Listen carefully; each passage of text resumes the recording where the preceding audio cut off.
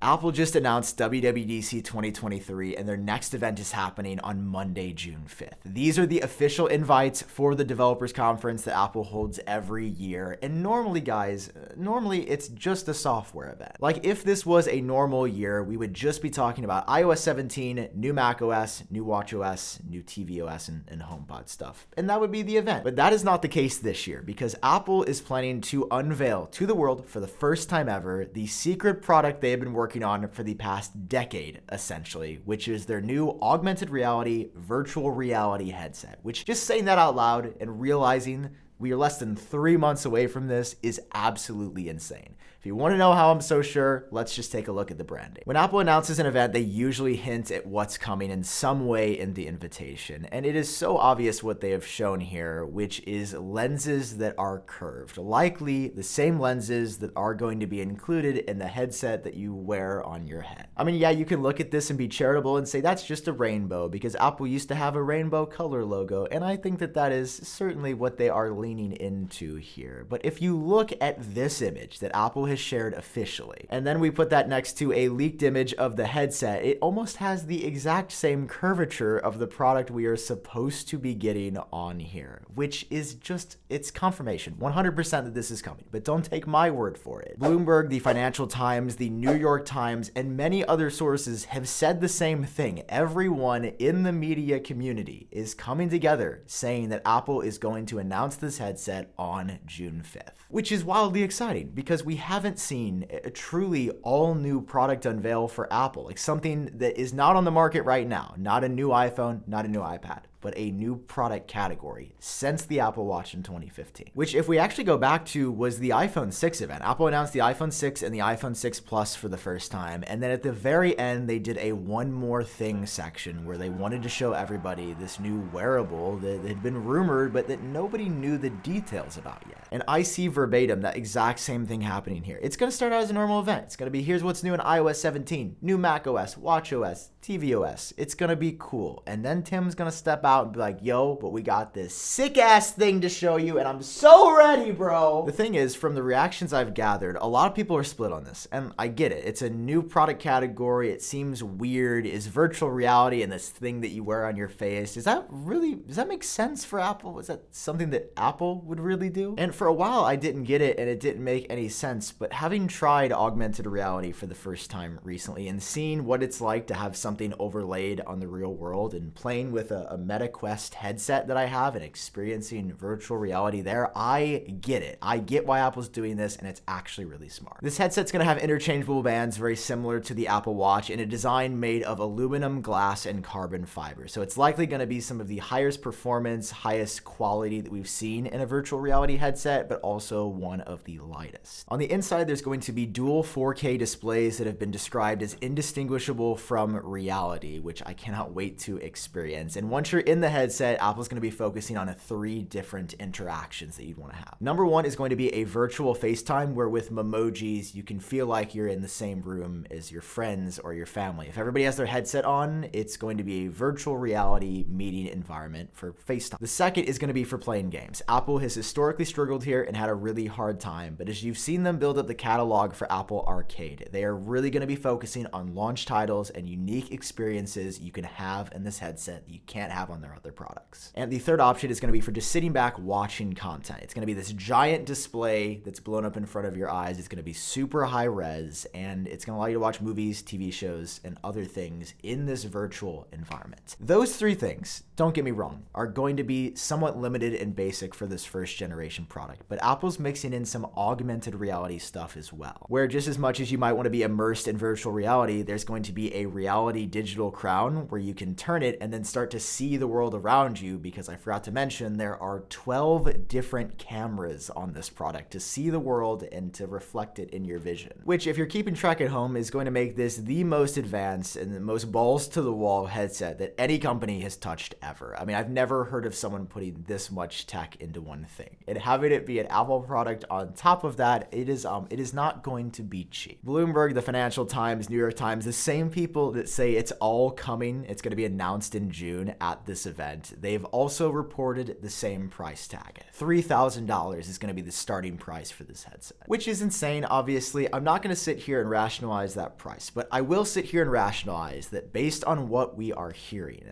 this sounds like it's going to be the most compelling headset ever created, and I don't think that $3,000, if this is what it is built up to be, if it's that, if it puts rainbows on my face, I'm not saying it wouldn't be expensive for Apple to make, and there's been reports that they're not even going to make a profit at all on the first version because it is so intricate and difficult to make something at this level in a new field that nobody's really experimented that far with. That's going to be the one more thing of the event, which, by the way, I should mention, if you are a developer, you can register and have a chance to go to Apple Park and actually see the keynote in person. Apple is holding the entire conference June 5th through 9th like they did last year. It's a full week. But also, just like last year, they are doing a one-day special event where developers and Swift student challengers can actually come together as a community and watch the keynote. And I gotta tell you, I was there last year. It was a moment, it was an experience I will never forget. Walking around literal Apple Park, getting to see it for the first time, getting to make friends with other people that are just as excited as you to see what Apple is going to unveil, watching the keynote, seeing Tim Cook in person, like, it was legitimately insane. I've also almost forgotten that the core of this event is not going to be the headset. That's just going to be the one more thing portion. The core is the new software that Apple wants to get developers excited about to develop for. So starting off with iOS 17, I want to jump into the leaks and rumors here because they've been pretty interesting. Interesting because the rumors have been all over the place. Initially, we heard that iOS 17 was going to have essentially no new features and just be a bug fix and performance improvement update similar to macOS Snow Leopard back in the day, which didn't really make sense to me for the iPhone. And that's why I was excited to see an updated report a little bit later on from the same person, Mark Gurman, that says Apple realized that they wanted to give people more than just a bug fix update and that there will actually be some highly requested features coming in iOS 17. But then he also doesn't say what actual features are coming.